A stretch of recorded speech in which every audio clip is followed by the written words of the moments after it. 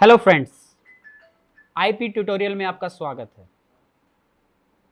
आज हम बात करेंगे जो हमारा सीबीएसई क्लास 11th के लिए सिलेबस है आईपी का।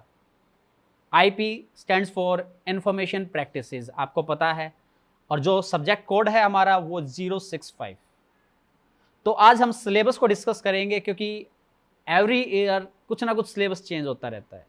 लास्ट ईयर भी हुआ, उससे पिछले ईयर भी हुआ, तो हर साल कुछ ना कुछ सिलेबस चेंज हो जाता है। होपफुली आगे चेंज नहीं होगा, क्योंकि जो सिलेबस चेंज हुआ है बेसिकली वो सारा कंटेंट है जो किसी भी 11th-12th स्टूडेंट्स के लिए एनफ है, क्योंकि उसके अंदर सभी टेक्नोलॉजी का मिक्सअप किया गया है। तो आज उसी सिलेबस को हम डिस्कस करेंगे। क्या मार्क्स डिस्ट्रीब्यूशन है सिलेबस के अंदर, कितने चैप्टर्स हैं या कितने सेक्शंस हैं, कितनी यूनिट्स हैं, और हर यूनिट का क्या मार्क्स डिस्ट्रीब्यूशन है। तो चलो स्टार्ट करते हैं हम। जैसा आप देख पा रहे हो, सबसे पहले जब अगर हमें सिलेबस, कोई भी सिलेबस स्टडी करते हैं हम किसी भी सब्जेक्ट का है, तो बेसिक कुछ रिक्वायरमेंट्स होती है, प्री रिक्वायरमेंट्स।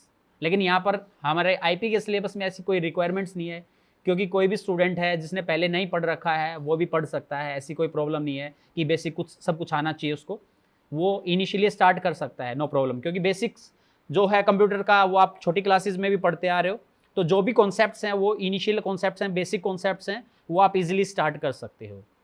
तो इसके अंदर जो लर्निंग आउटकम्स हैं सिलेबस के अंदर, जैसा आप देख पा रहे हो कि सिलेबस को स्टडी करने के बाद जब आप कंप्लीट सिलेबस कर लोगे 11th क्लास का, तो आपके लर्निंग आउटकम्स क्या रहेंगे, क्या क्या चीज़ें आपको आ जाएंगी। सबसे पहले फर्स्ट ऑफ ऑल है जो फर्स्ट लर्निंग आउटकम है, तो आप इजीली आइडेंटिफाई कर पाओगे कंप्यूटर सिस्टम, कि कंप्यूटर सिस्टम क्या है, क्या उसके बेसिक कंपोनेंट्स हैं, क्या क्या इंटरकनेक्शंस होते हैं, कैसे हम रिकवर कर सकते हैं, क्या सिक्योरिटी कंसर्न्स होते हैं हमारे, और इसके अलावा क्या कौन कौन से सॉफ्टवेयर्स अवेलेबल हैं, कितनी कैटेगरीज हैं सॉफ्टवेयर्स की। ये सारे के सारे आप फर्स्ट यूनिट के अंदर, जो फर्स्ट सेक्शन हमारा कंप्यूटर सिस्टम, उसके अंदर स्टडी करेंगे। सेकंड जो लर्निंग आउटकम रहेगा वो पाइथन का है। पाइथन प्रोग्रामिंग लैंग्वेज है जो आजकल हर जगह यूज हो रही है, most widely use programming language now days, that is Python. तो पाइथन इंट्रोड्यूस किया है सीबीएसई ने। उससे पहले हमारे पास C++ और जावा रहती थी कंप्यूटर साइंस और आईपी के अंदर, लेकिन लास्ट ईयर से पाइथन को इंट्रोड्यूस किया है, और काफ़ी इजी है पाइथन।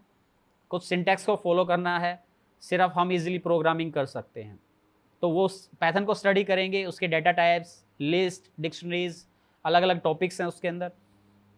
इसके अलावा हमारे पास जो थर्ड सेक्शन आता है वो आता है हमारा डेटाबेस का, relational database, DBMS, database management system and relational database management system. तो अभी तक हमने थ्योरेटिकल कॉन्सेप्ट्स किए थे, लेकिन अभी हम थ्योरेटिकल के साथ साथ प्रैक्टिकल कॉन्सेप्ट्स भी करेंगे, क्योंकि जब हम किसी भी डेटाबेस के साथ कम्युनिकेट करते हैं we need some query language, और वो जो क्वेरी लैंग्वेज है that is SQL, structured query language, वो हम सिलेबस में स्टडी करेंगे।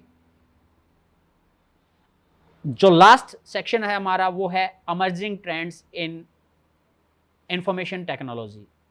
जो अमर्जिंग ट्रेंड्स है इंफॉर्मेशन टेक्नोलॉजी का, उसके अंदर आपने देखा होगा एवरी ईयर कुछ ना कुछ टेक्नोलॉजी चेंज हो जाती है, काफ़ी एडवांसमेंट्स हैं टेक्नोलॉजी के अंदर। जो लेटेस्ट ट्रेंड्स हैं टेक्नोलॉजी के अंदर, आपने सुना होगा क्लाउड कंप्यूटिंग है, आर्टिफिशियल इंटेलिजेंस है, रोबोटिक्स है, बिग डेटा है, इंटरनेट ऑफ थिंग्स है, रोबोटिक्स है, वर्चुअल रियलिटी है। तो ये जितने भी अमर्जिंग ट्रेंड्स हैं, सेंसर्स है, तो ये सारे के सारे हम अमर्जिंग ट्रेंड्स में लास्ट यूनिट के अंदर या लास्ट सेक्शन के अंदर करेंगे। तो जब हम इस सिलेबस को थोरोली एक बार स्टडी करेंगे, कंप्लीट करेंगे, and at the end of the year ये सारी की सारी चीज़ें हम इनसे फेमिलियर हो जाएंगे, and that are our learning outcomes.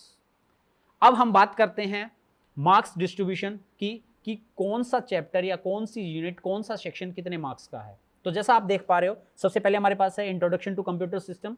जो introduction to computer system that we have 5 marks, 5 marks का है। थ्योरेटिकल कॉन्सेप्ट है, इजी कॉन्सेप्ट है जो आप इजीली कर सकते हो। जो सेकंड और थर्ड पोर्शन है या सेकंड और थर्ड चैप्टर है वो हमारा पाइथन से रिलेटेड है।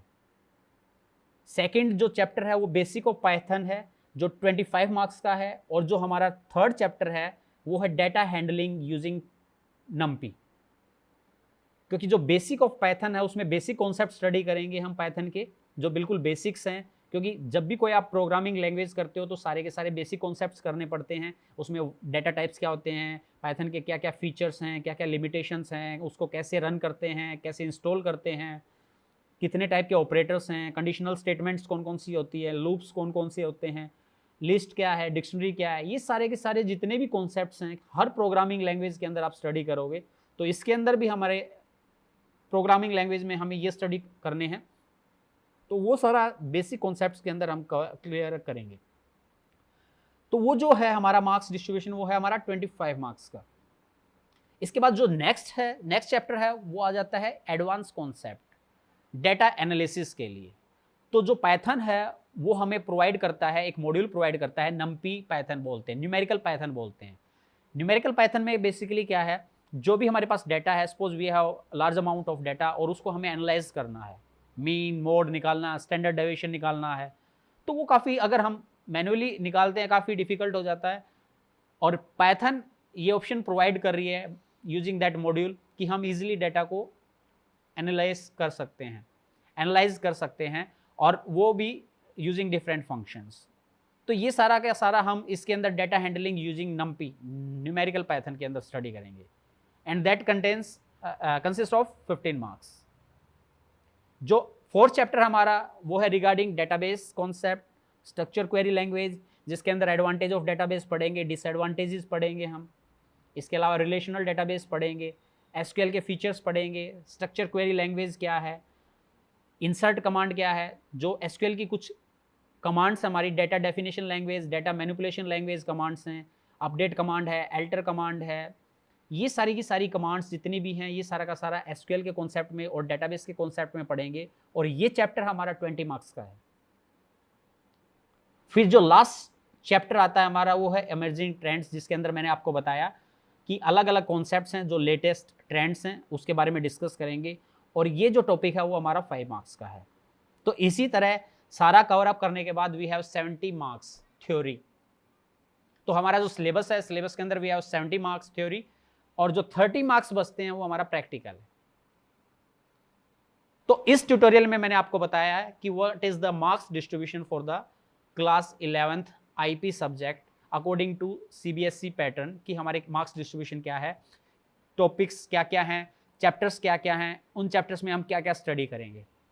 इन द नेक्स्ट ट्यूटोरियल हम बात करेंगे कि लैब सेशन के अंदर हम कौन कौन से एक्सपेरिमेंट्स करेंगे, क्या क्या कवर अप करना है, कौन सा टॉपिक कितने मार्क्स का है। तो फ्रेंड्स, कैसा रहा हमारा ट्यूटोरियल? अगर आपको हमारा चैनल पसंद आया हो तो लाइक करें, शेयर करें एंड सब्सक्राइब करें और बेल का आइकन दबाएं।